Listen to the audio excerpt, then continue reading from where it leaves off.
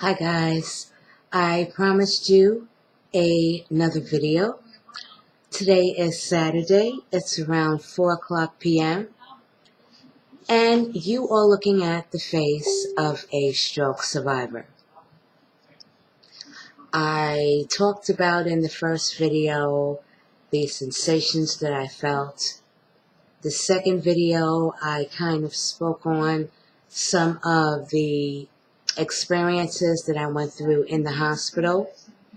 And this video, I'm going to talk about me moving down to Florida, applying for disability, how long it took, and what's happening 3.5 years, almost 4 years later. Well, my name is Juliet Fickling. I had a ischemic stroke in my sleep. I still walk with a slight limp. I still have a serious weakness on my right-hand side. In fact, this lady asked me in the gym, she's like, "Did you have an arm injury?" I looked at her dead in her face. I said, "No, I had a stroke." Walked right away. People really have a funny way of asking you what's going on with your life, like they really need to mind their own business. I've never even seen this woman before.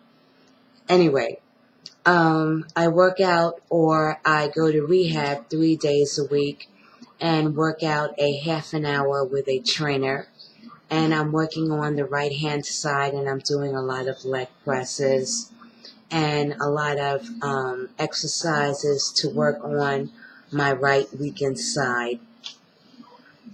I made an attempt last year in in September to try to go back to school, go back to college, complete my degree, and I was doing it to challenge my brain, but I could not keep up with these 20-year-olds. It was entirely too much work, and going to school online is a lot different from when we went to college like 30-some years ago. It was just too hard, and I couldn't do it, and I couldn't compete with the kids, and I felt as if I was getting ready to have a second stroke. So it wasn't worth me jeopardizing my health. So I took a permanent leave of absence, and I don't think I'm ever going to be able to go back, and I think I am permanently disabled. Disability. I applied for disability way back in March 2013, and it took me around 2 or 3 months for it to go through, and it was approved when I got down here in Florida.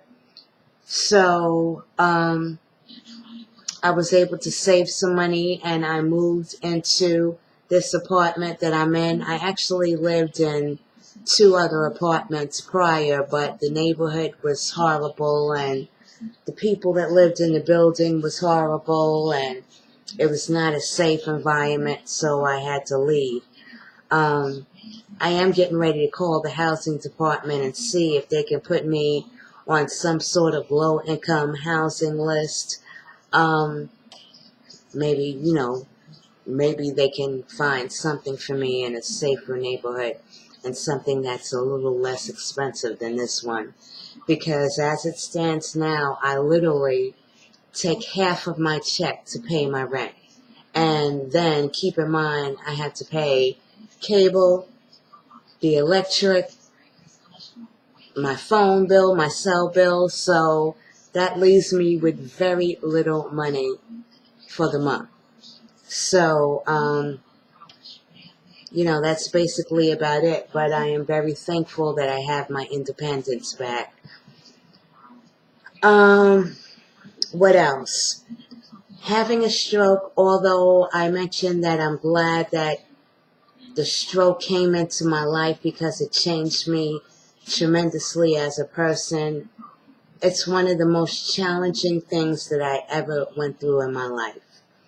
I have to think about when I'm walking so I don't drag my foot.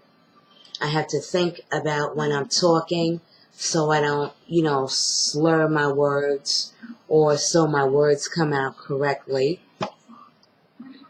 I can't do the things that I used to do, like even dance, you know. I can't do the things that I used to do. But I'm sweating like a dog. It's probably 95 degrees down here in South Florida. I have my fan on next to my bed, and I think I'm going to put the AC on in a minute, just for a little while to cool it off. So anyway, I briefly spoke about, you know, how I feel now, what I'm going through, disability, at school, being permanently disabled,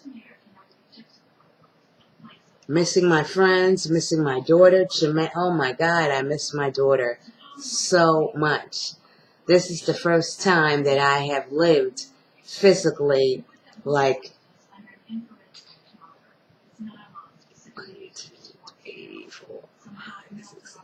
9 states away from her. So it's a challenge.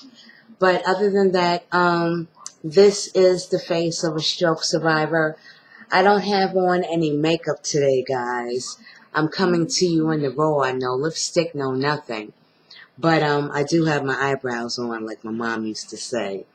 Don't go out the door without your eyebrows. But anyway, honestly, guys, like I said, this has been one of the most traumatic experiences I went through. So check your pressure, guys.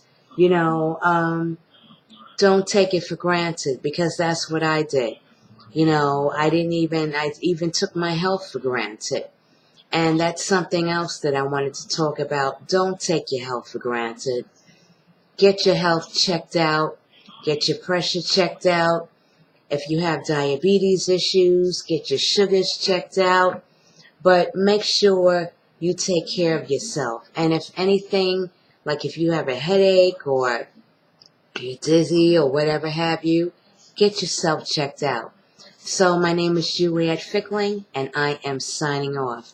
You guys have a great day. And I just wanted to come to you and let you see the face of a stroke survivor and download these videos on my YouTube channel. So anyway, I'll speak with you guys soon. Have a great day. God bless.